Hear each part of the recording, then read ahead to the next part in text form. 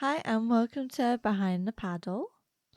This is actually going to be part 2 of the client Etiquette. Yeah. Because we filmed so much of it. Well, so it's important. much. It's important. There was a lot to say. I know. I have a lot of stories. But yeah, I'm sure there is more to do with client etiquette as well. But yeah, this is part 2. Just the intro. And then it will resume. Exactly. Like, usually when it is our first meet, I will describe what I'm doing and what things I'm using on you. And it's not a lecture, but I want you to be aware of what you're using. Oh, totally. And how it can affect you and what it can do to you and things like that. It gives them a better idea, like, what they enjoy and stuff as well. So they're not just, like, blindly feeling sensations and, like, not knowing what's going on. Exactly. Especially if it's new to them. Like, no, I think that's, like, a good way to go about it. Mm-hmm. They can actually ask you the next time. Yeah. And the question most guys have is, like, oh, can I come twice and whatnot? Uh-huh. And it's like, yeah, you absolutely can. You paid for the time with me. Yeah. So, yeah, you can come whenever. And then usually I ask, if you feel like you're going to come, do you want to come there and then? Yeah. Or do you want me to edge you or something like that? So they're like the main things which I comment on. I don't know if I'm trying to think now, if there's been any parts of me meeting somebody where it just really, really hasn't went to plan, just meeting them. Oh, in escorting. Yeah. There'll be guys who come through the door and they'll, even before they've handed you the money, they will just lather you in kisses and cuddles and things, which, pay me first, please. Yeah. Give me my money. Yeah. Because I want to know that you actually have the money before you touch the merchandise, basically. Yeah, totally. That's, like, totally fair. I remember in my rookie days, when I first started out, I would do car meets a lot. Yeah. Because, clearly there's nothing wrong with car meets. Yeah. Nothing can go wrong with that. No. The way I used to do my pricing was a bit different back then. And it would be, if you want to touch this, if you want to do this, it's more and more. Yeah. And things added on. Like, more like Kamen kind of thing, where it's like... Yes, yeah. Yeah. Where it's like, you can pay for this, and then you can pay for that. Yeah. And there was this one client who was like, I want everything, but he would say it when it was happening, if that makes any sense. Like, he would want to touch my boobs and then explore other places. And he was like, I'll pay you later. I'll pay you afterwards. Yeah. And he actually went to the cash machine and he was like, oh, I've only got this much. Here you go. And he didn't pay my full rate. Yeah. And he was like, oh, you've got my car reg, it's fine. And I was like, for God's sake, it's ridiculous. It's very, very sad to realize the amount of grown-ass men which took advantage of, like, an 18-year-old, or maybe a bit younger, but, like, an 18-year-old who was just started in the business. Yeah. Because there was one guy who I had an overnight with, and he never ended up paying me for that overnight. Really? And this was a guy in his late 30s who, like, put on the romance and things and was absolutely so rude. Yeah. And then ended up, like, blocking me and whatnot. So rude. He thought he deserved a free night because he was handsome. He was far from fucking handsome. I didn't say what. I thought I was saying he thought. Like, very, very. Yeah. I mean, I don't know. I've not seen the guy, but oh, I can't remember what his name was or anything. But just the fact that men can do that to women. Yeah. It's such a harsh reality. So definitely when you walk in, you pay the person. Yeah. You pay the provider first. Yeah. No matter what. That's like non-negotiable. Yeah. Yeah. Unless discussed otherwise, come in normal clothing. Don't come dressed up as a sissy or in kink gear. Yeah, especially if you're like meeting in a hotel or whatever, because that's like, yep, that's shitty just walking down the street. But like, that's going to draw attention. Yeah, and some subs do this because it's their kink. Yeah, and they like to feel like humiliated, like by it. Yeah, I can see that. Yep. But yeah, we never really touched on equipment too much. So, like, is it quite common that people can expect you to have like X, Y, and Z, like give you really detailed like scenarios where they like you wearing certain colours of things, and like you've got to kind of try and like be like, mate, I've got like this, and this, and that's it, or whatever. Like that, I've had that before where a client's like, I want you to wear this, I want you to do this.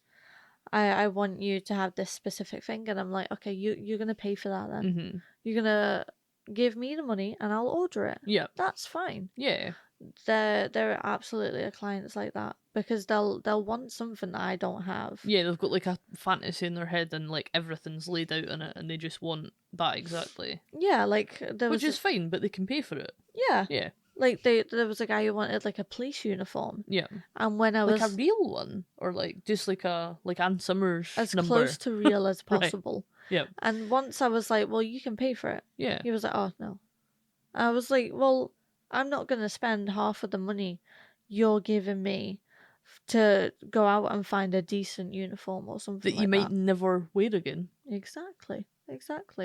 And I absolutely love the clients who will buy me things they want me to use, especially if it's like in videos or in-person meets, because I have had quite a lot of stuff purchased by subs. Yeah. Which, again, it just gets you in the good books. I mean, it sounds like an ideal setup, like. Absolutely. I mean, there have been clients who have bought me things, got in the good books, and then fucked up, and have went bye-bye. So it's not the situation of, oh, if you buy me something, you'll forever like be in my good books. The bad stuff. Exactly, yeah. What else? Yeah, there will be clients who want me to use a certain thing, and I'm like, well, I don't have that. You're gonna have to pay for it. The thing is, like, would you use equipment a client brought themselves? Yeah. Like, and took away with them again? That's absolutely fine, yeah. Like, if it's something they're into, they could just buy it and just have it for them. Like, I'm not suggesting they shouldn't be buying it for you. They 1,000,000% should. But, like, if they're uncomfortable with that, like, if that's something that they're going to be using regularly, why not just buy it? I've had clients turn up and they've got, like, their own sissy clothes. Yeah. They've got their own dildos that they like to use. Yeah. Especially with dildos, it's like, if you've got something that makes you pleasurable down there, bring it. Use it. I absolutely encourage people to bring their own toys and to bring what they are familiar with, so it can make them more comfortable. Yeah. Could be their wee security blanket. Exactly, yeah. Up their ass. Yeah.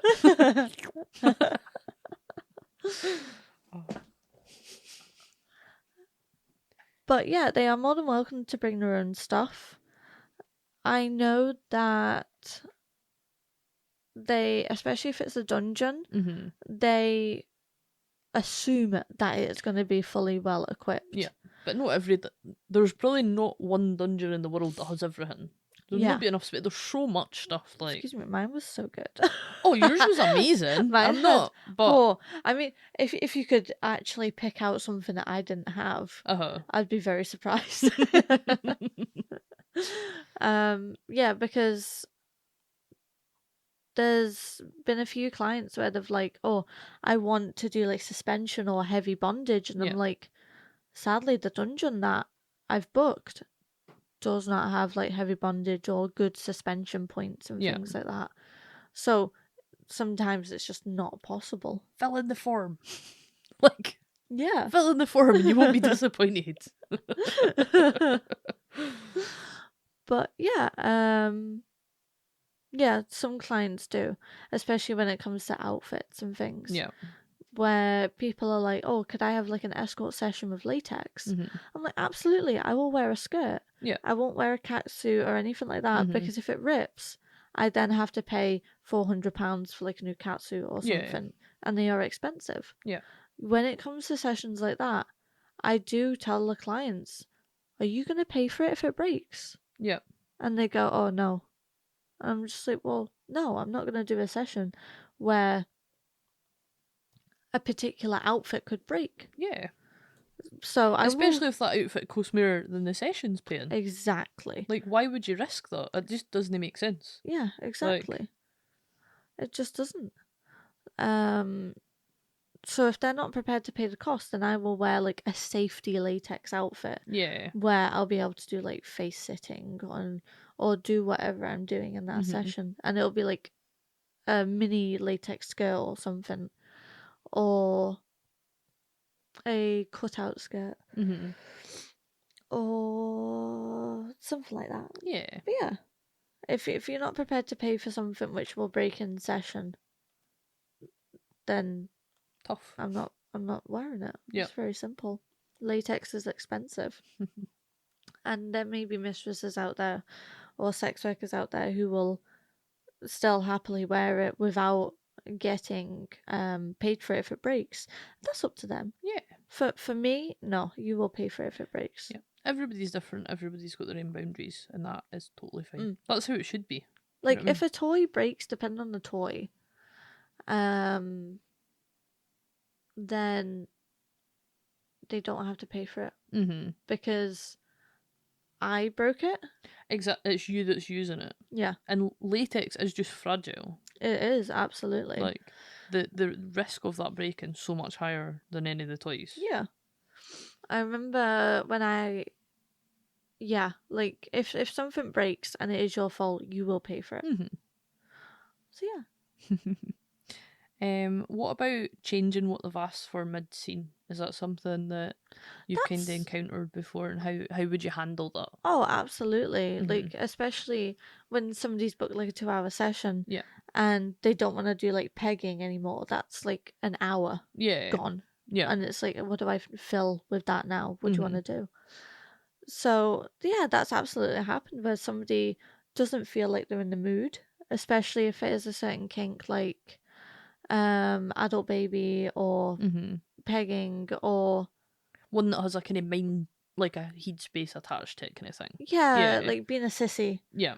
Or, I remember one time I never saw him again. Oh my god. When I first moved to Scotland, there was a sub who liked being called Piggy, and he liked doing domestics and things. Like our wee pal. Just a wee bit, yeah. Yeah. Are we on about the same one? Yeah. Dark fans? Yeah. Okay. Aye, if you haven't, we've got... to be fair, you humiliated them. I was just having a laugh, and it was great fun. So if you want to get humiliated by us, you can reach out and we will take your tribute, and we will do a lovely video on humiliating you, basically. And yeah, it'll be very, very fun. And you will then see it on our Dark Fans, which you can subscribe to. And that is Behind the Paddle, I believe. We've also not done the wee spiel at the start, where we are now wearing lovely lingerie, which the video of which will only be available on Dark Fans. So yes, if you want to check that out, yeah, you can wank to us while we talk about this. Client etiquette. Yeah. Oh yeah. You better tip us while you do that. But yeah, there was a guy, and I remember he was on his hands and knees. He was cleaning the cupboards or something. Yeah. And I spat on him. And then he was like, "Mistress, I'm really not in the mood today. Oh, right. I don't really feel submissive right now. So I'm just going to leave." And I was like, oh, have I just done something wrong? Yeah. Like, I felt like I've just destroyed my career, basically. Oh, man. It was like, shit. Because, like, he let me keep the money and things. Yeah. And I don't believe I ever saw him again. Oh, really? Yeah. yeah, he just wasn't in the mood at all, which is absolutely fine. They're all you have to have the mind space of wanting to be submissive and just in the headspace. I think especially like, I don't know, like speaking as someone that's a switch, like sometimes like I think I'm in a submissive mood and then I'm like, oh no. Absolutely. No, and I'm like, don't you fucking dare. Like it can be much harder when you're a switch, and I can absolutely resonate with that. And it's just one of those things where it's like, if you have came to a session which is planned and you don't feel like you are in the right headspace, that's fine. Yeah. I won't be postponing the session. I won't be moving the session. Yeah. But would you change the so in that scenario, say somebody's came in, you have sat down, you have done the pre-talk, you've started like a submissive session, and then they've went, oh, I'm not in the mood. Like, are you happy for that to change to like an escort session, for example? If they pay me for that, yes. Yeah, like I know. Yeah, cool. Yeah, if we discuss it there and then, and I'm comfortable with that, yes. Yeah, but there's another discussion needed. It's not just like boom. Yeah. Yeah, there needs there's to be another discussion. pre-talk happening, basically. If it's changing, like if it's changing vastly from what you initially discussed, and the money's changing, there's a pre-talk. Absolutely. Yeah. Like because with this job, you have to learn people's facial expressions, the way they move. If I see like a little bit of something not good, in the ways of like, it's not pleasant, it's uncomfortable, or just they're not really in the mood. Yeah. Then we will absolutely have a talk, and we can be like, do you want to turn this into like a therapy session? Yeah. Do you want to just talk? Do you want to chill and like watch a movie or something like that? Do you want to try and like work through it, or totally? Yeah, because there has been times where people have just wanted to push through and just sat right on the edge of that line. Yeah. Yeah, and it's like sometimes they get the results they want. Sometimes I could do something, say like slap them or spit on them or peg them, and it just makes them switch. Yeah. In the sense of like, yes, I'm now submissive. Yeah. So like they could get triggered in a certain way, or the client could get like PTSD or freaked out in some way, and like they could not be in the mood anymore. Yeah. Like I have had instances where pegging just hasn't went right, or something happened and it just knocks them out of that mood. Yeah. Which is absolutely fine. It happens. We can absolutely have a talk. Yeah. But you will not receive a refund. Yeah. Because you have paid for that time. Yeah, totally. They're still taking up your time. Yeah. It's like when a guy came. For some guys, they're done, they're over, and that's up to you if you want to get ahead of yourself, or if you think you can come twice, but actually you can't. And if they choose to leave early by their own accord, you're welcome to do that. You've paid for my time. Yeah. That's what you've paid for. Yeah. So if you want to leave, that's fine.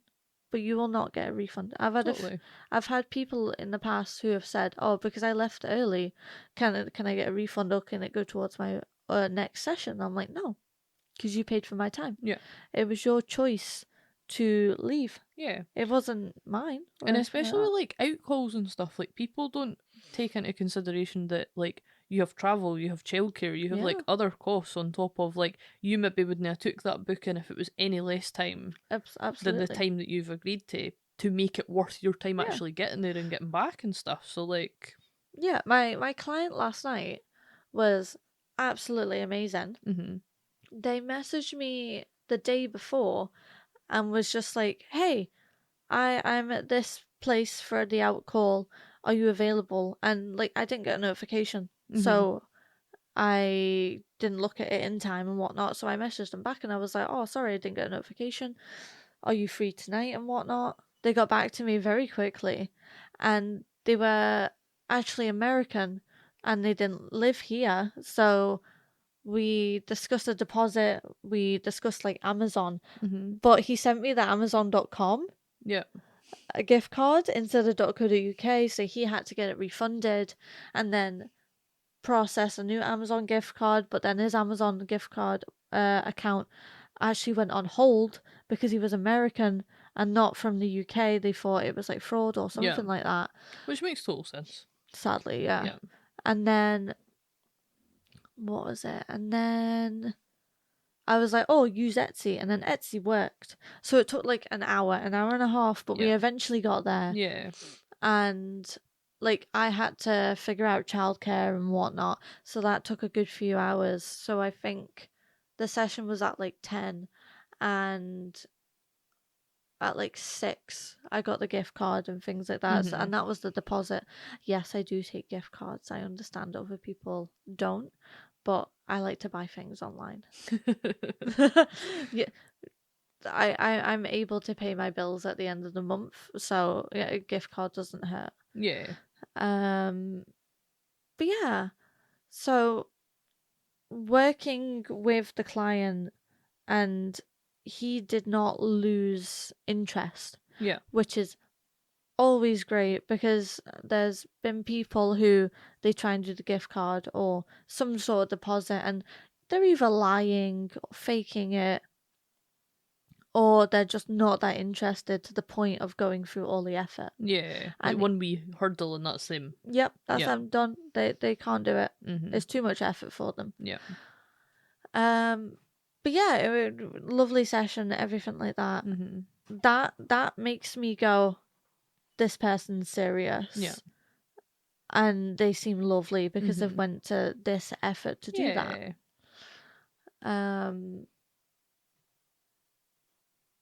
But yeah. Cool. What else was there? What about aftercare? Is that kind of something? I would expect that to be within the paid amount of time, but is it something that you get asked for a lot? Is it something that you kind of offer to everybody?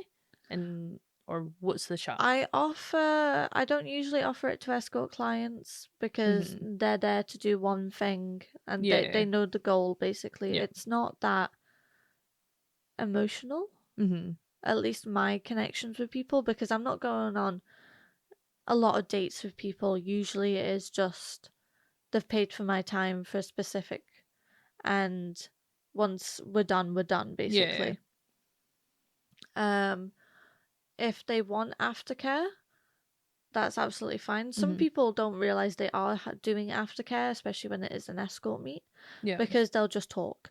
They'll just talk and talk and talk, which is fine. I know one particular person who listens to this, who after the deeds happen, they'll just talk, or they will talk all throughout the time. Yeah, and that's absolutely fine. It genuinely is such a form of being a psychiatrist in a way. Oh, totally. Being, totally. A counselor, somebody who people talk to. Yeah.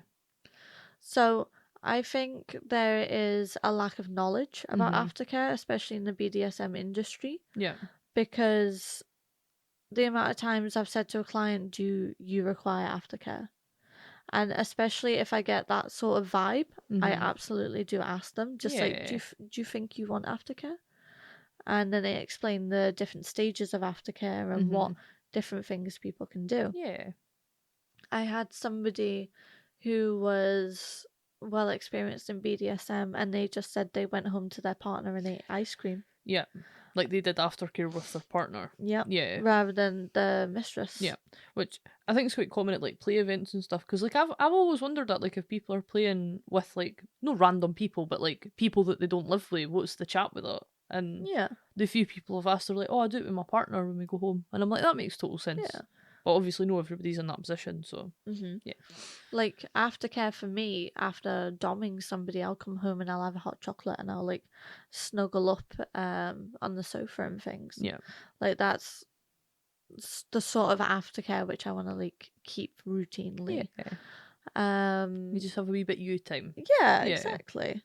So yeah, there will be people who I'm just like, do you want to colour in? And they're like, what? And I'm like, yeah, do you want to just chill, colour in? Do you want to cuddle? Mm-hmm. Do you want to sit there and just chill, basically? Yeah. Do you want to hug? Do you just want to get a shower and leave? Mm-hmm. Or do you want to be alone? That is all absolutely up to you. Yeah. But I do think there is a lack of knowledge in BDSM. Probably even more in just vanilla meats, because you just don't come across it. It's not really something that people speak about in like vanilla sex at all. I think it's very vulnerable. Mm-hmm. And some people, especially men, do not want to be vulnerable. Yeah. They're like, oh, like I don't want to cuddle. Like I just want to be on. Because cuddle, that is like, I'm not saying that there isn't aftercare. Like that is what that is. Like that's like the nice bonding time afterwards. But it's just not called that. Yeah. So like people, it's maybe not even a term people have heard it before. I think in that space. I think no matter what type of relationship you're with somebody in, it's just nice because you are calming down the dopamine. Serotonin and oxytocin. Yeah, that's like the one that like bonds you, and there's like a surplus of that like after you've came, which is why like cuddling after sex like brings you closer together. Yes, because it like forms the bond, like yeah, or like strengthens the bond. Anyway, well, I was about to say how people have sex and then they turn over and go on their phones or something like that because they don't want that like bonding thing. Yeah, because it's a vulnerable place, like, and that's how some relationships can break down. Yeah, because they're not doing the cuddling. They're afterwards. not doing the chemical bit. Exactly. Yeah. Yeah. So as cold as that sounds, like. that it just does. Sometimes it just doesn't help, but it can also just bring you closer to the person. Yeah. I just find it always nice afterwards. It's nice and calming and settling. Yeah. Yeah. And it does show, hopefully, that if you are in a relationship with somebody, they're not just there for sex. Yeah. They're there for hopefully more than that. Mm-hmm. Depending on the relationship. Yeah. But yeah. So is it something that you actually get asked for? Or is it always kind of something that you've got to kind of like check in with? Usually check in with. Yeah. It does surprise me happily when somebody's like, I want to do aftercare and things. Yeah. But usually it's me teaching them or asking about if they want aftercare. But it's something that you always kind of offer. Yeah, usually, yeah. Like in dominatrix sessions, anyway. Yeah, usually dominatrix. There's like no speak usually when it's vanilla. There's usually just it's just like done. Like, yeah. Again, usually usually there is just a wee chat afterwards or something. But yeah. Cool. We kind of spoke a wee bit about exclusivity earlier, so what does a kind of long-term like client / sub like look like for you? Like what is good etiquette to keep for that? Well, for me, or they to don't get to there. Sorry. Well, do you mean like in terms of like ownership, or just? I think potentially. I was meaning so like. Have you had any clients long term? Yes. Escort or dominatrix or both? Both. Both. Like what's the etiquette for that? So like what is your ideal client, and then what's your ideal sub in that scenario? Like how are they behaving towards you that's like kept them in the good books for so long? For what a better way to put that. Client wise, don't haggle. Yeah. My regulars who I've seen, don't haggle. Don't get me something on my birthday. Yeah. Get me something that makes me go, oh. Yeah. That's nice. I don't necessarily mind if they go see somebody else because they're not my property. Yeah. They're not owned by me. They're not collared or anything like that. It does, I guess, maybe hurt a wee bit, but at the end of the day, people have different ways of doing things. Yeah, totally. In terms of like different providers and stuff, so go for it. I know that I change like nail technicians and things. Yeah. Because each and every one of them has their own different style. Totally. So yeah, I would just be polite. Mm-hmm. And if you, this is a big one, if you are like a few hours before the booking or a few days before the booking, let the provider keep the money. Mm-hmm. Like, you can come to an agreement and things, but if you let the provider keep all of the money, Mm-hmm. not necessarily just the deposit, and you don't start a fuss or anything like that, you're like, here, mistress, or just you keep that as like an apology. Yeah. That I can't make it. Yeah. Cool. You're in my good books. You are in like, my good books. respect your time. Yeah. Yeah. What about like boundaries and stuff in terms of like, obviously it must be quite difficult keeping things so professional over a long term, like you're saying about your birthday and stuff like that. Feels like it's kind of starting to like meet somewhere in the middle a bit more. Uh-huh. Like how do you balance that? How do you expect your sub / clients to kind of balance that? Don't go too crazy in the ways of, I once had a client who became fantasized about me and romanticized, and like in a relationship sense rather than just a client professional sense. Yeah. Yeah. Like, always think of it like we're business partners in a way. Yeah.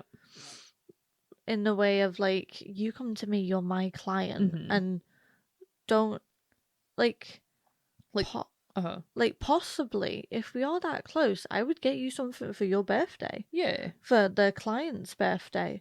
But it really, because there's still a relationship there, and it can still be a good relationship. It can still be like one that you know when each other's birthdays are, and maybe by like you would for like a work colleague or whatever. Yeah. But it's just never going to breach into that personal life side. Yeah. Like, there is like a relationship in some sense, and like a sort of friendship, but they're not coming over to meet my kid. Yeah. They're that it can be with like submissives and things if it's like lifestyle. Yeah. But I have not reached that with somebody. Yeah. Like, that's unknown ground at this point. Nobody's hit the points that you need them to get to that place yet. Exactly. Yeah. Exactly. Yeah.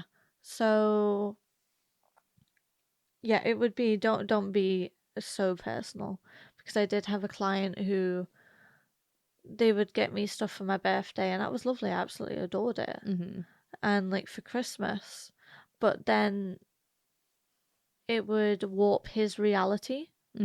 And at one point, the last session I had with him, he gave me a card, and it said that he loved me and he wanted to have a life with me.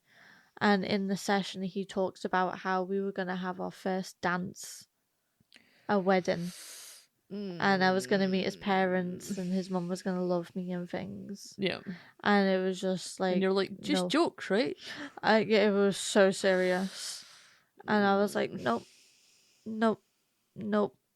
If I was attracted to him, that might have been a different story. Yeah. You never know. But it was very much... But that would be like you letting them know. Exactly. And I think previously I had told this guy, like, it was getting uncomfortable because he had made remarks like that previously as well. Yeah. But there's been a good few instances where it has made them think we possibly could be more and things. So the pesky chemicals in their brain. It's because I'm so good. Subwise, I would say lend yourself to your mistress whenever possible, basically. Oh, your mistress needs something picking up, or she needs the groceries, or she needs something paid for. Yeah. Do it. It doesn't always have to be money based as well. Yeah. It can be time and effort and skill based. Exactly. Yeah. Like, I'm gonna help with the plumbing, or helping with wallpaper, or taking your dogs for a walk. Yeah. It can be something like that. Absolutely. It does not have to be oh, you need to pay £100, or you have to pay for these groceries.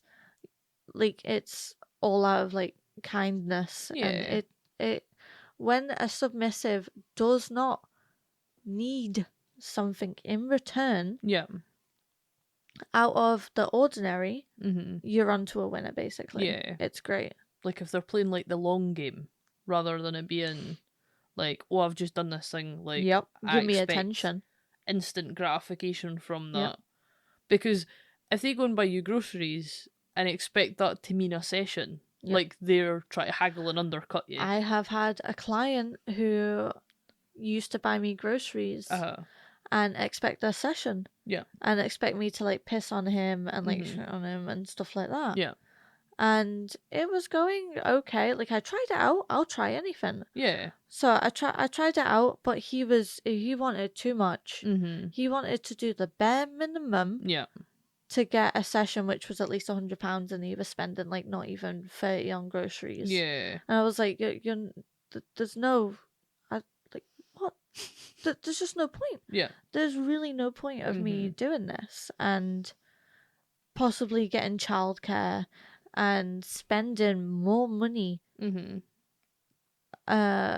childcare than the groceries are worth. Or just anything. My time is very precious, especially these days. And so I don't need somebody to sit there and not necessarily waste it, but waste it.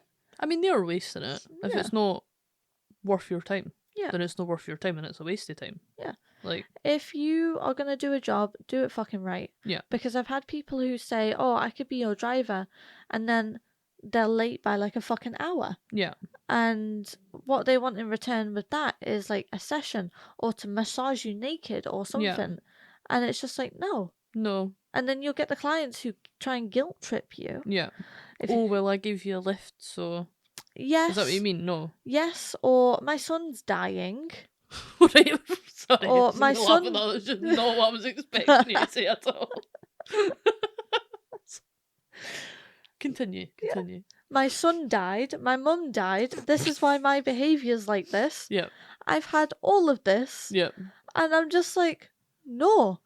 If something in your life has caused you to act like this, why would I want you in my life? Simple as. And like, you haven't told me what is happening during all this time, so I can't even support you or anything. I can't give you any help. Where was that in the pre-talk? Exactly. So yeah, people have literally used their dead, disabled son as a reason to being a dick. And like their mum and other aspects of life. And I'm just like, other people don't act like this. Why do you? Why is this an excuse Why are for you getting like special treatment for this thing that happens to... Like, it's sad, but it's not really my business or anything to do with anything. Exactly. You're not their therapist. As much as, like, your services can help people work through things in a similar way, that is not your job role. Exactly. Like... And there has been a client where the same one who blamed his disabled son dying, he was like, oh, I've got a pension. I can't afford sessions. And I was like, not my fucking problem, is it? Well, don't have sessions in. What are you speaking to me for? And like, there's been people who are like, oh, I'm on PIP, like I can't afford it, and I'm like, I'm sorry, but like I can't give you a disability discount or something. Like, I can't. There's charities that pay for that. Oh yeah. But I think it needs to be like people who would not have that experience otherwise. What do you mean? So like, maybe somebody... I don't know what to like say that now. I feel like I've trapped myself in this. Like, people who are like in like units and stuff who get like 24-hour care. Like, I think it's like people... Oh yeah, who have like a carer and things. Yeah, yes, like absolutely. where they're not like living independently. That's what I'm trying to say. Yep, absolutely. I understand that. That is, a thing. But yeah, and this particular client would be like, oh, I only have my pension. However, he would have a full-time job of being like a taxi driver. And like go golfing and things. And it's like, so you can afford that. Yeah. And like have a big fuck off van or a nice car, but you can't afford a session with me. Yeah. Doesn't really add up, mate. Doesn't really add up. And it's like, if you really want a session with me, you save up. Aye, just save up. Like, I never get this, like... Yeah, you save up, or you do something that would benefit me, like walk my dogs, or clean my garden. Like, you know, do something that would benefit me, and you don't have to pay me. Yeah. We can come to that agreement, absolutely. But you need to have that respect and that needs to be agreed beforehand. That's not like you offer to do a thing and then expect. That's a conversation. Absolutely. And I don't want you to message me and be like, oh, mistress, I can do this for you. Okay, I didn't ask for it. Yeah. I would prefer a relationship of sorts first, rather than I could do this. Yeah. I could do that. Or you put stuff out on Twitter to be like, I need this, like, wait for that. Follow you on socials. Like, keep an eye out and see something that you need. Yeah. Yeah. Earn it first. Yeah, like a good little subby the other day. We will be releasing like a little bonus episode on a wee little interview style. Yeah. That we had with one of my subs, and out of like his kindness, he went out and bought me a drill set. Yeah. And like a full on drill, which was like 150. 150, something like that. More than that. Because I needed it, and he just did that out of the kindness, and he delivered it and things. So, yeah, don't expect things in return. Don't make up what I like to call excuses. Yeah. Don't sell yourself short. Just don't make yourself look pathetic, just to possibly get a discount or something for free. Yeah. Actually, I want a sub who actually sees the worth in himself or themselves, rather than I'm pathetic, I can't pay for this or whatnot. Yep. Like, then don't speak to me. Yeah. Go away. Exactly. Like, yeah. Cool. I think that is pretty much us, other than if you want to do a wee spiel about how people can contact you. Oh. So I do have my adult work. So Porcelain Victoria is the name which I go on a few websites. You can contact me on Professional Mistresses. My details are there. There is, I think, I'm not quite sure about that one actually. My Twitter, Mistress PD. You will find my links all there, everything on my links page. And which is also connected to the podcast links page, so it should be quite easy to find if you follow us on any social medias. It's all attached, so it's all there. Yeah. You will be able to get like my mobile number from one of those links. Possibly more than one. But yeah, you can contact me there, and my own website, porcelaindolly.co.uk, where you'll find the rates and the forms and my emails and things. Yeah, cool. As always, we've got a wee 10% discount for you guys at thesanctuaryofsin.com. If you use Behind the Paddle at the checkout, you'll get that added to your basket. But other than that, thank you so much, guys, for listening. This has been Behind the Paddle podcast. Yeah. Thank you. Bye. Bye.